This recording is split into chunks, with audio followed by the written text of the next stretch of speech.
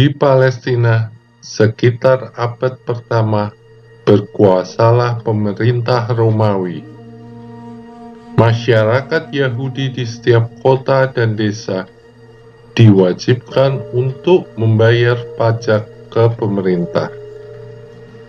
Pengumpulan pajak dilakukan oleh petugas pajak atau disebut pemungut cukai. Salah satu pemungut cukai yaitu bernama Lewi, yang kemudian disebut Matius. Profesi ini dipandang negatif dan buruk. Mereka mengambil pajak lebih besar dari yang seharusnya, yang memberatkan rakyat. Mereka merampas, memeras untuk menguntungkan dan memperkaya diri mereka sendiri. Pemungut cukai berasal dari masyarakat pribumi, jadi mereka dianggap pengkhianat, dimusuhi, dan dibenci oleh orang Yahudi.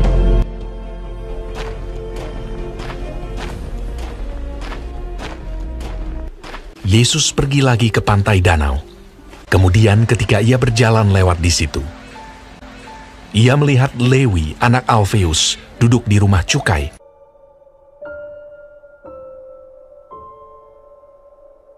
Lalu ia berkata kepadanya, "Ikutlah aku."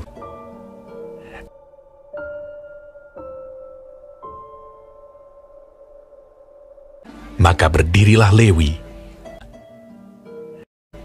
lalu mengikuti dia.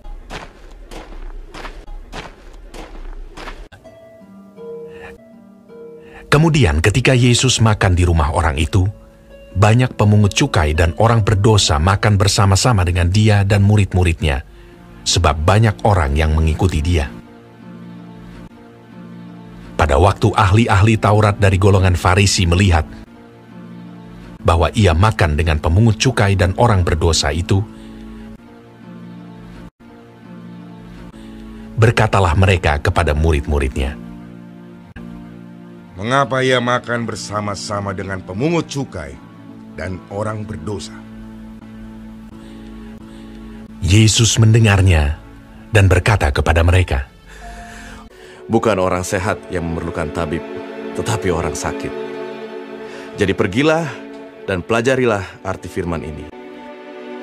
Yang ku kehendaki ialah belas kasihan dan bukan persembahan, karena aku datang bukan untuk memanggil orang benar, melainkan orang berdosa.